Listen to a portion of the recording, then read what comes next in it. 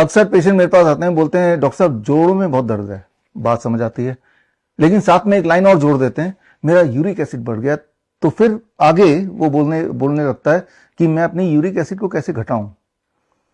Important बात यह है कि आपकी बड़ी परेशानी क्या है, जोड़ों में दर्द या यूरिक एसिड का बढ़ना। आप गौर करेंगे तो पाएंगे अधिकतर पेशेंट इस बात से परेशान है कि मेरा यूरिक एसिड बढ़ गया, जबकि परेशान होने वाली बात यह है कि उसके जोड़ों में दर्द है। तो हमें दर्द पे काम करना है या हमें यूरिक एसिड पे काम करना है? लोगों के दिमाग में, पेशेंट के दिमाग में भर दिया गया है कि दोनों आपस में जुड़े हुए हैं। यूरिक एसिड को कम कर दो दर्द कम हो जाएगा, यूरिक एसिड को बढ़ा दो दर्द बढ़ जाएगा। क्या ये कोरिलेशन है? एक्चुअली ये कोई कोरिलेशन है ही नहीं। इस बात को अगर आपको समझना है तो आपको पहले तो समझना पड़ेगा यूरिक एसिड होता क्या है। अगर आप यूं ही डॉक्टर से पूछेंगे तो वो बोलेंगे ये एक वेस्ट है, बॉडी का वेस्ट है, यूरिक एसिड किसी काम का नहीं है। अब जब कोई बोलता है ये बॉडी का वेस्ट है, तो आपके दिमाग में, आपके घर में जो वेस्ट है उससे जाता है, कनेक्शन होता है। आपके घर में एक डस्टबिन होगा जहां पे दिन भर का वेस्ट आप डालते होंगे, और फिर सुबह कोई आता है होगा कूड़ा वाला, वो वेस्ट पूरा उठा के ले जाता होगा, पूरा का पूरा ले जाता होगा, फिर वो डस्टबिन आपको खाली करके दे देता होगा। That is called waste. Waste मतलब उसमें जो भी डस्टबिन में है वो कोई भी काम का नहीं है, वो सारा का सारा ही बाहर जाना है। या फिर आप सोचते हैं कि वो जो कूड़ा वाला आया है वो डस्टबिन में से 75% 80% तो वेस्ट ले जाता है, 25% आपके लिए छोड़ देता है, क्या पता आपके किसी काम आ जाए। द आंसर इज नो, पूरा का पूरा ही वो ले जाएगा, पूरा डस्टबिन खाली करेगा, because it is waste. Waste का मतलब ये कि उसमें वो जो भी मटेरियल है वो किसी भी काम का नहीं है, ओनली देन। तो क्या uric acid is a waste? First of all it is not a waste, right. वो डॉक्टर की भाषा में यूरिक एसिड एक विलेन के रूप में आपके दिमाग में डाल दिया गया, भर दिया गया है कि यही विलेन है, इसीलिए आपको ये सारी तकलीफें हो रही हैं, पेन हो रहे हैं, जॉइंट पेन हो रहे हैं, आपका चलना फिरना उठना बैठना मुश्किल हो गया है। तो दिमाग पेशेंट का इस पे नहीं है कि पेन को कैसे कम करें, दिमाग पेशेंट का इस पे है कि यूरिक एसिड जो कि विलेन है उसको कैसे कम करें। इस बात को समझने की कोशिश करना होगा कि अगर यूरिक एसिड कम किया तो क्या होगा। अगर यूरिक एसिड ज्यादा कम कर दिया तो घपला होगा, यानी कि आपके हार्ट पे जोर पड़ेगा, हार्ट डिजीज हो जाएगा। इस बात को समझने के लिए दो तरह के इंपॉर्टेंट ट्रायल का नाम ले रहा हूं। पहला तो ट्रायल का नाम है CASTEL, कैस्टल स्टडी, ये एक बहुत बड़ी स्टडी है। या फिर एक और स्टडी का नाम लेता हूं PIUMA, प्यूमा स्टडी। ये बहुत बड़े बड़े दो स्टडी हैं, और ये दोनों स्टडी को अगर आप देखेंगे तो आप पाएंगे कि यूरिक एसिड को कम करने से हार्ट की बीमारी, कार्डियो मेटाबॉलिक डिसऑर्डर हो सकता है या हो जाता है। तो यानी कि सबसे पहली बात कि यूरिक एसिड को कम करना यानी कि खतरा मोल लेना है। जॉइंट की दिक्कत वहीं की वहीं रहेगी, साथ में एक और बीमारी आप लेके आ जाएंगे। तो ये समझना होगा कि यूरिक एसिड का जो आंकड़ा है, जो डॉक्टर ने बताया कि 7 mg पर डेसीलीटर से नीचे रहना चाहिए अगर आप मेल हैं, और अगर आप फीमेल है तो 6 mg पर डेसीलीटर से नीचे रहेगा। ये भेदभाव क्यों है भाई? ये समझने की बात है कि भाई जो among the women the metabolism of uric acid is much more, क्योंकि एक वुमेन के बॉडी में अलग अलग तरह के हार्मोन होते हैं, इस तरह से जो ज्यादा अच्छा मेटाबोलाइज कर लेते हैं, तो दोनों का अलग अलग दिया है। अगर ऐसी बात है तो मेनोपॉज के बाद बहुत सारे हार्मोन जो पहले बनते थे फीमेल ओरिएंटेड, वो बनते नहीं है, तो तब तो उसका 7 mg पर डेसीलीटर हो जाना चाहिए नॉर्मल वैल्यू। अगर आप इस बात को ध्यान से देखेंगे तो आंसर इज यस, उसके बाद 7 mg हो जाना चाहिए अगर इस थ्योरी को ले जाएं। लेकिन क्या ऐसा डॉक्टर आपको बताएंगे? वो नहीं बताएंगे। तो थोड़ी रिसर्च आपको करनी पड़ेगी। रिसर्च करने के लिए जितनी सारी बातें फिलहाल मैंने अभी तक बताई, इन सारे बातों के से जुड़े हुए जो ऑथेंटिक रिसर्च पेपर हैं, बड़े से बड़े जर्नल, जैसे एक रिसेंट जर्नल का रिपोर्ट आया था आज से 2.5 साल पहले नेचर में। Nature is one of the most prominent and well respected journal, और 28 दिसंबर 2022 में जो रिसर्च आया था उसको आप पढ़िए। विश्वरूप.com/यूरिक एसिड में आप जाएंगे तो जो मैं बताने जा रहा हूँ या बताया उसके रेफरेंसेस उसमें दिए हुए हैं, क्योंकि आपकी चिंता पेन नहीं है, आपकी चिंता है यूरिक एसिड। और अगर चिंता यूरिक एसिड पे फोकस गया तो समझ लीजिए आपकी जान दांव पे लग जाएगी। इसको मैं थोड़ा सिंपल भाषा में समझाता हूँ। गौर कीजिए, जब कोई डायबिटीज पेशेंट का ब्लड शुगर बहुत हाई चला जाता है तो उसका यूरिक एसिड अपने आप लो आ जाता है।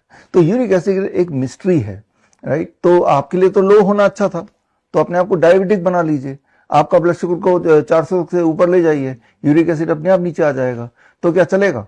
आप बोलेंगे नहीं, not at the cost of diabetes.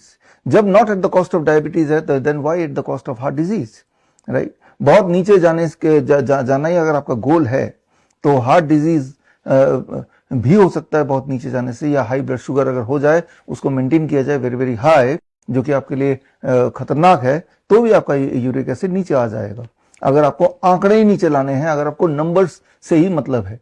लेकिन मैं याद दिला दूं, आपको नंबर से मतलब नहीं होना चाहिए। आपको मतलब है कि आपकी जो ओरिजिनल सिम्टम्स हैं जिसकी वजह से आप डॉक्टर के पास गए थे, वो तो डॉक्टर ने आपको कनेक्ट कर दिया, वो आपके तो गाउट है, गाउट पेन बोल सकते हैं, जॉइंट पेन बोल सकते हैं। मतलब ये कि दोषी यूरिक एसिड है, तो इस पे हमें प्रहार करना पड़ेगा। याद रखिए, आपकी यूरिक एसिड की वैल्यू कई सारी दवाइयों से भी ऊपर नीचे होती है। फॉर एग्जांपल बीपी की दवाई लोसार्टन, उसको अगर आप लेंगे या ले रहे हैं तो वो भी आपके यूरिक एसिड को नीचे गिराएगा। हालांकि उसका जो प्राइमरी रोल ये होना चाहिए सिर्फ ब्लड प्रेशर को कंट्रोल करने का, लेकिन एज ए साइड इफेक्ट वो यूरिक एसिड को नीचे गिराएगा। लेकिन आप तो नीचे ही चाहते थे।